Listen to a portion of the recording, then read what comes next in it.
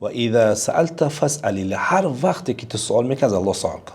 واقعا اگر به این کلماتی که در اینجا گفتش اگر ما عمل بکنیم ما ان شاء الله کامیاب میشیم. هر وقت انسان هر مشکلات حاجتی از الله بخواد گفت، میگه و اذا استعنت فاستعن بالله. هر وقتی که طلب کمک میکنی از الله متعال طلب کمک. مشکلات داری، غم، پریشانی زندگی، بگیم ناآرامش داری در قلبت، بگیم که درد از بیماری هست و در خانه بگیم بیمار داری، در هر مشکلات و مصیبتی که تو قرار گرفتگی است از الله متعال کمک بخواه، الله متعال کمک میکنه.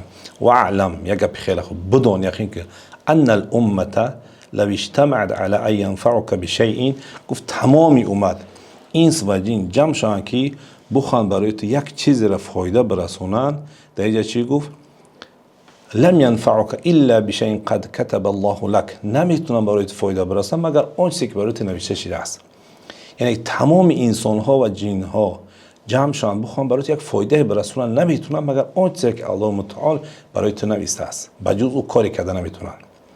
و با گفت که و این اجتمعوا، اگر گفت هم انسان ها هم جن ها جمع شوند على ان يضروك بشيء، این که تو به چیز ضرر برسونن، برای تو مصیبت، غم و پریشانی بیارن، لم يضروك الا بشيء قد كتب الله عليك، نمیتونن ضرر رسونن مگر اون ضرری که برای تو نوشته شده است. یعنی که اون چیزی که در قضا و قدر برای تو نوشته شده است از فایده و از ضرر، یعنی که همه چیز تو میبینی و اومد برای تو نه فایده رسونده نه ضرر.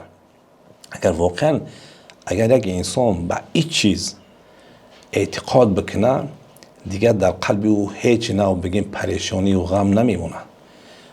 دنبال این است که مبادا یک انسان است بالای من میتونه فایده برسونه که یک کسی میتونه ضرر برسونه. فایده و ضرر از جانب الله متعال است، هر چی نوشته شده است.